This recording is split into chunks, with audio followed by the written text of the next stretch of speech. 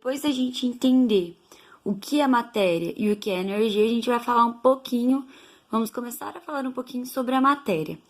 Gente, primeira coisa que a gente tem que saber, a diferença entre massa e peso. Então, massa, ela é a medida da matéria, a quantidade de matéria pelo qual um corpo é formado, então a quantidade de partículas que formam esse corpo. O peso, ele varia conforme a gravidade do local. Então, quando a gente quer medir a massa, é literalmente a quantidade de matéria que forma esse corpo, só. Quando a gente quer medir o peso, a gente precisa fazer uma formulazinha, que é a quantidade de massa vezes a quantidade, vezes a gravidade, né, do local. Agora eu pergunto pra vocês, quando a gente vai na farmácia e sobe na balança, o que a gente tá medindo? Nosso peso ou a nossa massa? A gente tá medindo a nossa massa.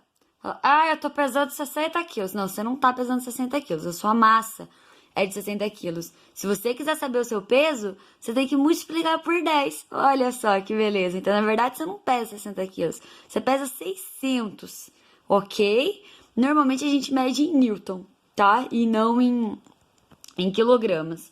Mas aí você estaria com um peso de 600 newtons. Por quê? Porque o peso é a sua massa vezes a gravidade. Beleza, gente? Então, a gente nunca pode esquecer que o peso, ele varia conforme a gravidade. E que locais diferentes apresentam gravidades diferentes. Exemplozinho, o astronauta na Lua. Ele tem a mesma massa que ele tem na Terra, por exemplo, 80 quilos. Só que ele apresenta pesos diferentes. Porque na Lua, a gravidade é praticamente zero. Então, eu posso dizer que um astronauta na Lua tem a massa de 800 quilos e tem o seu peso... tem a massa de 80 quilos e também tem o seu peso de 80. Só que esse astronauta na Terra, ele vai continuar tendo a sua massa de 80, mas o seu peso vai ser de 800. Por quê, pessoal? Por causa da gravidade. Peso é igual a massa vezes gravidade. Beleza? E agora, pra gente entender um pouquinho isso daqui, gente, eu vou falar rapidamente sobre isso. Se vocês tiverem alguma dúvida, livro página 118, beleza? Isso daqui é bem simples. Então, por definição, um corpo, ele é uma porção limitada de matéria.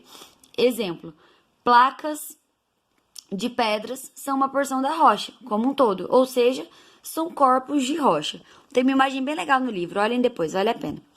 Um objeto, gente, seria essas placas de rochas lapidadas, até se tornarem um utensílio do dia a dia, beleza? Deixa eu só ver uma coisinha, beleza.